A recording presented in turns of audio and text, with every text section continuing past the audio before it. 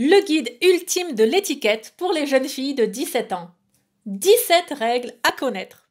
Bonjour, je suis Anna Gass, la fondatrice d'Apprendre les bonnes manières et de la boutique en ligne de prêt-à-porter féminin Ligne de France.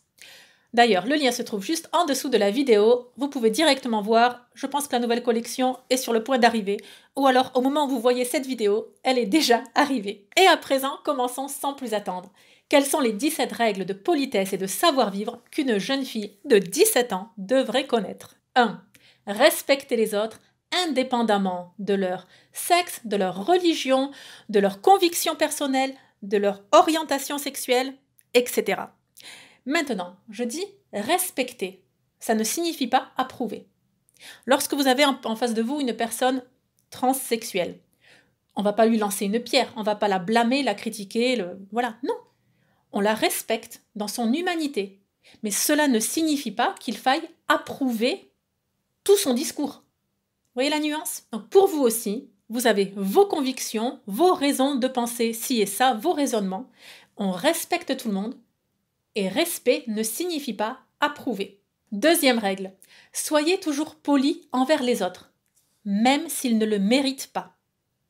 Autrement dit, ne rendez jamais la violence à la violence. Non. Même si quelqu'un est violent envers vous, je parle verbalement bien entendu, si quelqu'un est agressif, malveillant, désobligeant, vous n'avez pas à lui dérouler le tapis rouge, c'est pas ça. Mais soyez poli. Essayez de rendre par l'amour et le respect ce que les autres ont manqué. Voilà. Si quelqu'un est agressif envers vous, je ne justifie pas du tout son agression. Et je ne parle pas de quelqu'un qui vous agresse dans la rue avec un couteau. On s'entend bien. Je parle de quelqu'un qui a des mauvais propos à votre encontre. Ne rendez pas par la bêtise et par la violence. Troisième point, évitez de critiquer les autres, même en plaisantant.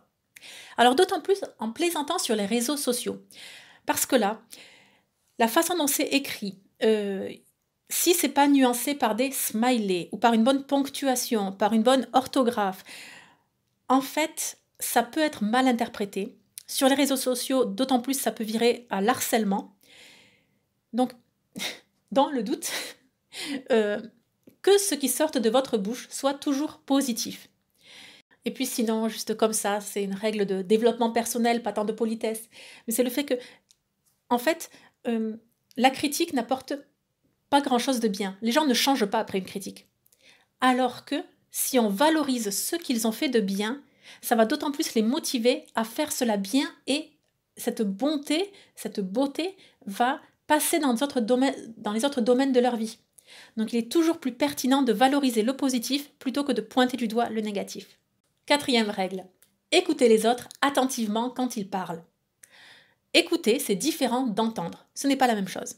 Et là, je vous dis vraiment écouter en silence. Écoutez la personne, qu'elle puisse finir ses phrases et finir sa pensée. Non, ce n'est pas des monologues de 10 minutes, 20 minutes, 30 minutes. Rassurez-vous, on pense souvent ça. Mais non. La personne a besoin d'exprimer le fond de sa pensée jusqu'au bout.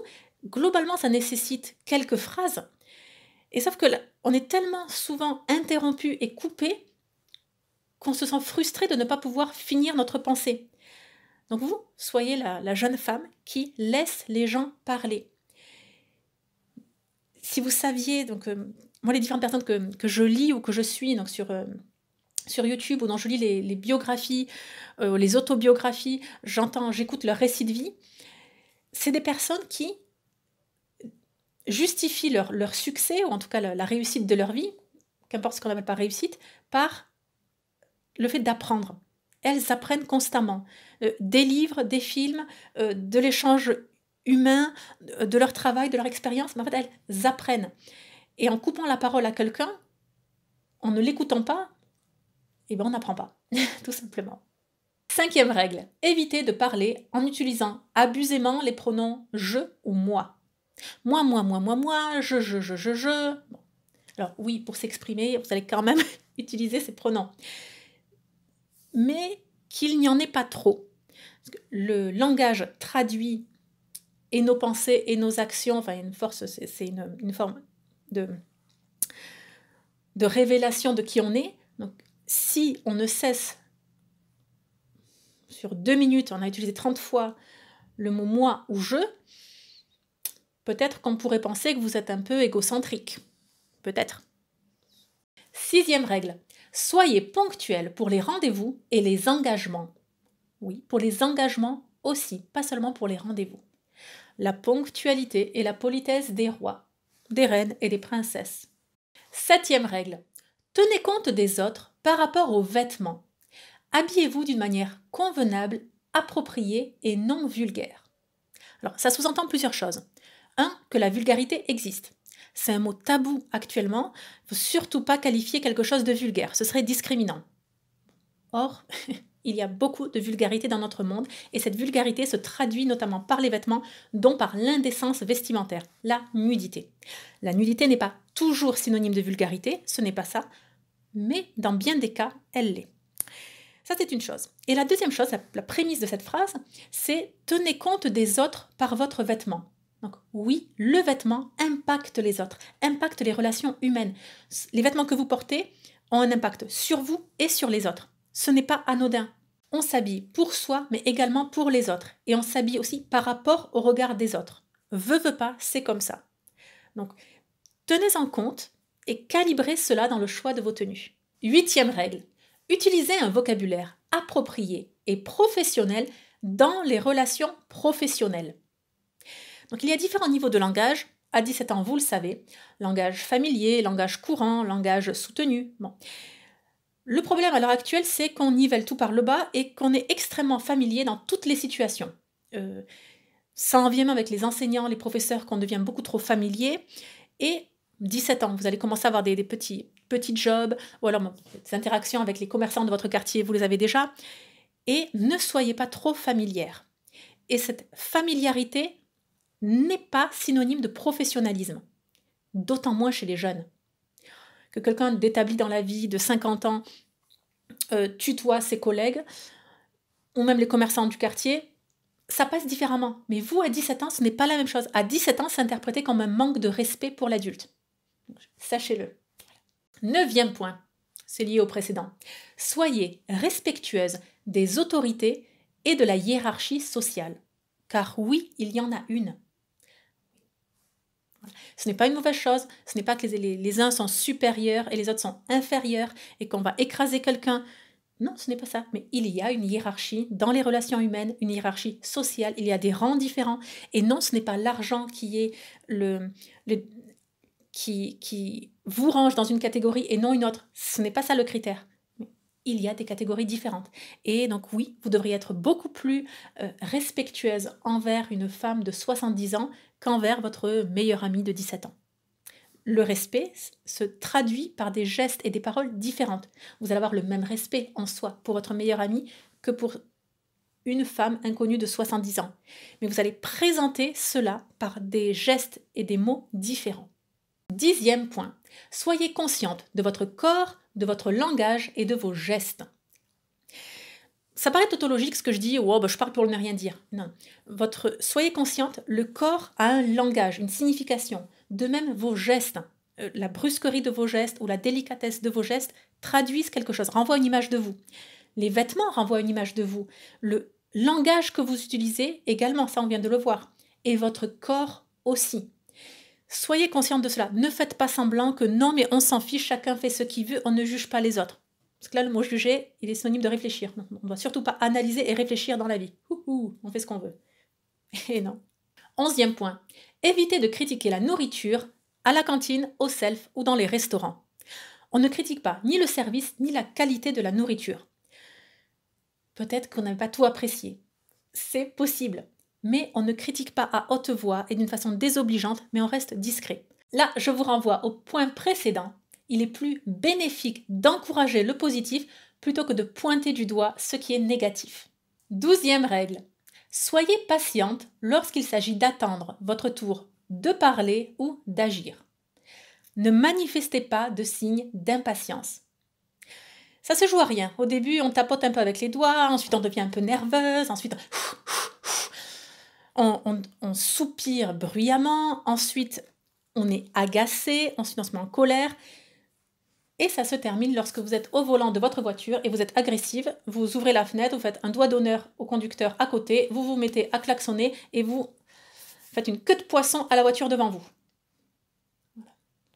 Donc prenez sur vous, apprenez dès 17 ans, ce sera d'autant plus simple lorsque vous allez devenir une femme adulte. Soyez patiente. Quelles que soient les choses qui se passent, surtout si elles ne dépendent pas de vous, mais écoutez, manifester votre agacement ne fera pas avancer les choses. Apprenez la patience. 13e point. Soyez attentive aux expressions des autres. Expressions du corps, expressions du visage, les mimiques, la gestuelle. Prêtez attention à cela. Il y a tout un langage du corps, un langage non verbal qui se joue, et c'est ainsi que vous allez entrer en empathie avec les autres et décoder est-ce que quelqu'un est de bonne humeur ou impatient par quelque chose ou mal à l'aise ou quelqu'un a peur peut-être et vous par des mots gentils vous pourriez le rassurer tout en étant discrète parce que la personne ne veut pas présenter sa peur aux autres. Voilà, soyez attentive au langage non verbal des personnes autour de vous dans le but de pouvoir les aider. 14e point, évitez de monopoliser la conversation. Je suis sûre que vous avez des choses intéressantes à dire. Toutefois, vous n'avez que 17 ans. Il est fort possible que les personnes autour de vous, surtout si elles sont plus âgées, ont beaucoup à vous apprendre. Et le fait de les écouter va énormément vous apporter. Donc, la mode actuelle de tout le monde a un avis sur tout, mais en fait, plus on est jeune, plus c'est pénible. Et moins c'est justifié. Je dis ça avec beaucoup de gentillesse. Donc, prenez le pli dès 17 ans de ne pas monopoliser la parole. 15e point. Soyez préparés à de nouvelles interactions sociales. Essayez d'apprendre les règles de politesse, de bonne manière, de savoir-vivre, justement pour être prête dans toutes les situations de la vie. Le savoir-vivre, c'est l'art de s'adapter à toutes les situations. On ne se conduit pas de la même manière à une soirée pizza entre amis qu'à un brunch dominical, qu'à une réception de mariage. Ce n'est pas la même interaction. Donc apprenez le plus tôt possible les règles de bonne manière pour pouvoir être à l'aise dans toutes les situations. 16e point. Soyez respectueuse des opinions et des sentiments des autres, quel que soit votre point de vue. Et là, ça rejoint le premier point, mais pas tout à fait. Là, on va parler des opinions et des sentiments. Il ne s'agit pas de les nier, mais il ne s'agit pas non plus de les mettre en première place. Des sentiments, des émotions, des opinions ne sont pas des faits, ce n'est pas factuel, ce n'est pas à dénigrer, mais c'est à remettre à sa juste place. Lorsqu'on avance dans un échange, on parle en faits. On essaie d'être le plus rationnel possible dans la mesure du sujet traité. Et donc ne mettons pas sur le même plan les émotions et les faits. Toutefois, soyons respectueux des sentiments des uns et des autres. C'est à prendre en considération, mais on n'est pas dans la... Enfin, malheureusement, on est actuellement dans une espèce de société où l'émotion, on n'agit que par émotion. Voilà, nous ne sommes que émotion et on ne parle, on agit que par émotion et l'émotion prime surtout. Bon. Le terrain glissant par rapport à ça, c'est le toboggan de la susceptibilité féminine. Creusez le sujet par vous-même et vous verrez. 17e point. Soyez consciente de vos choix. Les choix que vous allez poser vont se traduire en actes. Actes et paroles. Essayez d'avoir une cohérence avec vous-même, d'autant plus avec les valeurs de votre famille, de votre pays, de votre patrie, de la communauté que vous représentez. Essayez d'approfondir les questions d'éthique. Et pas seulement pour, vous savez ce qu'on dit, le commerce équitable, bien consommer, etc. C'est plus que ça. Mais essayez d'être l'ambassadrice de votre famille, la digne représentante de votre clan, de votre paroisse, de votre pays, de votre famille à minima, de votre établissement scolaire peut-être.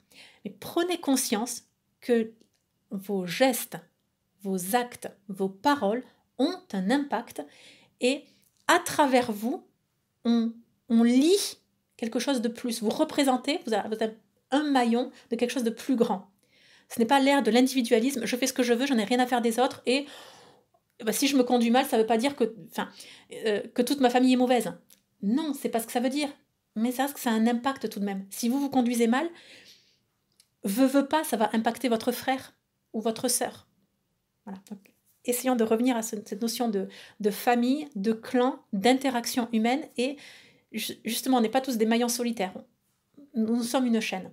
Donc vous, très chère apprentie lady, soyez des ambassadrices de l'élégance. J'espère que cette vidéo vous a plu.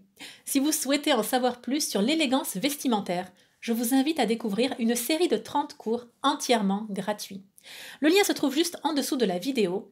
D'ici 5 minutes, vous pouvez déjà recevoir le premier cours d'élégance dans votre boîte mail.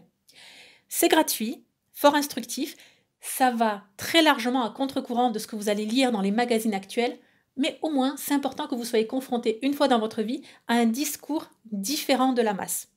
Et ainsi, vous pourrez réfléchir et établir par vous-même, cheminer, avancer par vous-même. Bien, je vous dis à très bientôt. Et surtout, n'oubliez pas, la bienséance fait la différence.